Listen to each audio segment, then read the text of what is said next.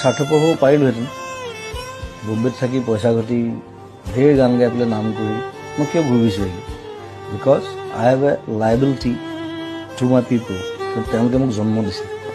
কথাটো সেইটো মোৰ ঘৰৰ পৰা ওলোৱাৰ পৰা ষ্টুডিঅ' পোৱালৈকে মই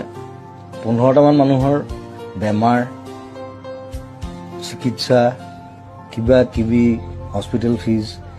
কাৰোবাৰ পঢ়া শুনাৰ খৰচ কাৰোবাৰ ল'ৰা ছোৱালীৰ পঢ়া শুনাৰ খৰচ বেমাৰ কিবা কিবি মোক সেইবোৰ চাওঁতে মোৰ 3 ঘণ্টামান যায় চ' আৰু সেইটোত যে মই এতিয়া সোমালোঁ যে আজি 15-20 বছৰ